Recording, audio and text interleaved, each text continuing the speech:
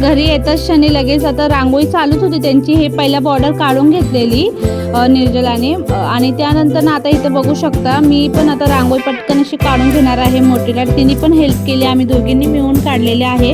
आणि एंडपर्यंत नक्की राहा आणि रांगोळी कशी काय वाटते माझी तेही मला तुम्ही नक्की कमेंटमध्ये कळवा.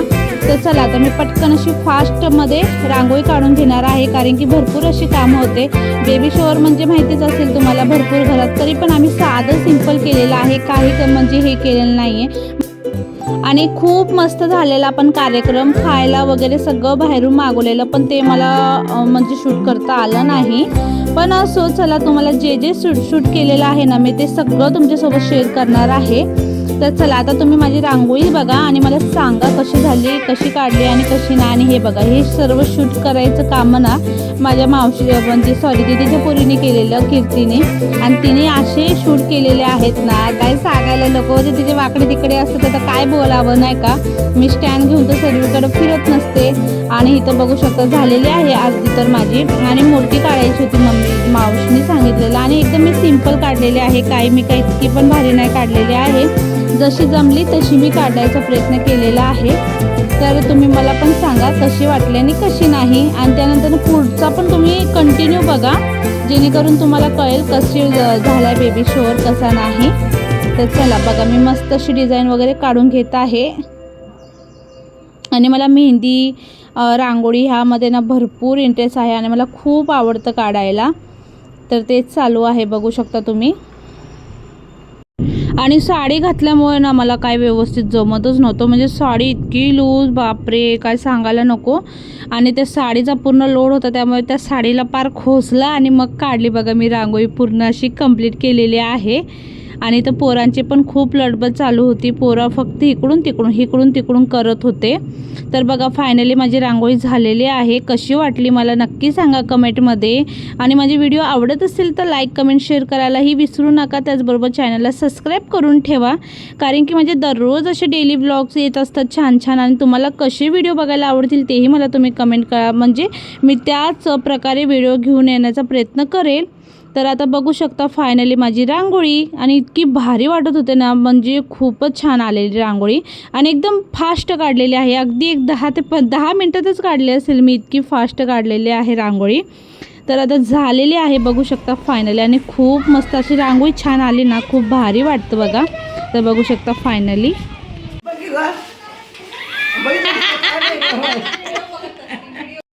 बघा आईनी मस्त अशी साडी घातलेली आहे, मस्त चमचम चमचम करणारी. आणि आईसोबत मी पण घातलेली आहे बघू शकता. तर आज कार्यक्रम आहे घरात. नाही तुझी कोण आई? नात आहे ना, नातीची हे आज काय किती विचार करून बोलते आई. चोळी आज चोळी काय ग, तर तेच करणार आहे. आणि आईने चाय बनवलेला आहे, चाय बिस्किट खातोय. टाइम झालेला आहे संध्याकाळचे 7:30-8 होत आले. आता 8 होत आले, 7:30 झालेत ना एडी. 8 होत आले. दीदी बसलेली इथं. साडी कधी घालतो मॅडम तुम्ही? नव्हतं आता मॅडम साडी, लवकर घाला मग. हे त्याला बिस्किट दे ग. किती कर म्हणताना असं चहा करून किती बघून बोलून बघा. हिला वाटीभर पण चाय नाही जाते. काय झालं? आम्हाला वाटीभर चाय कमी पडतो आणि हिला वाटीभर चाय जात नाही. मी किती घेतले हो? 2च घोट. बापरे आईचं चहा बघ, ही सकाळ तुझ्या एवढं करा ग्लास भरून चहा. बापरे आई मस्त. तर आता थोडंसं घरातल्या घरातच करणार आहे, म्हणून घरातल्या घरात डेकोरेशन पण करणार आहे. तुम्हाला दाखवते, माळा वगैरे आणून ठेवलेल्या आहेत. पहिला चाय पिते. मी बसलेली आहे आणि हे बघा, हे आमचं माकड. इथं फुलं वगैरे काढलेले आहेत. आता तयारी करायची आहे. ही आई चाय देण्यामध्ये पडलेली आहे, कारण की तिला चाय सांगितला होता बनवायला.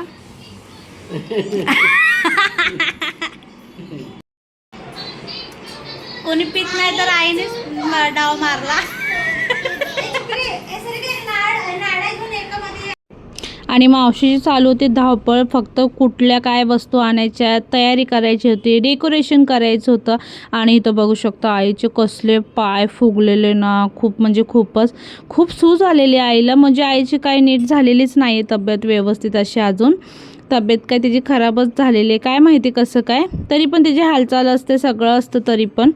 तर असं हे बघा, आता मावशी सामान घेऊन येत आहे. ते बेबी शॉवरचं आम्हाला पाहिलं होतं स्टिकर वगैरे, ते पण काय भेटलं नाही. पण ती गेलेली आणायला, पण काय ते भेटलं नाही. आणि शेवटी बघा मस्त असं आम्ही बाहेर थोडे फुलं वगैरे सजवलेले ताईंनी का. आणि असं एक टेबल वगैरे लावलेलं आहे. आणि सगळ्यांची बघा लगबग चालू आहे घरात. सगळे फॅमिली मेंबर, माझी आत्या वगैरे आलेले आहे. आणि प्रीती पण तयार झालेली आहे. पोरांची पण लगबग चालू होते. आणि मस्त असं झालेला आहे कार्यक्रम. तर आता इथं बघा सगळ्या प्रकारचे मिठाई वगैरे पण आणलेल्या मावशींनी. ते सगळे मिठाई असे ठेवून देत आहे. आणि प्रीतीने काय चॉईस केलेलं आहे ना, तुम्हाला पुढं बघायला भेटेल शेवटी. तर ते तुम्ही बघण्यासाठी पण विसरू नका, एंडिंगपर्यंत नक्की राहा.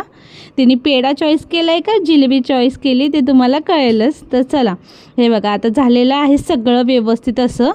आणि आता सगळे म्हणजे 5 जणी मिळून ना ओटी भरायची आहे तिची. तर आता बघू शकता मी काही साधी सिंपलच तयारी केलेली, माझं काही नव्हतंच तयारी वगैरे करायचं.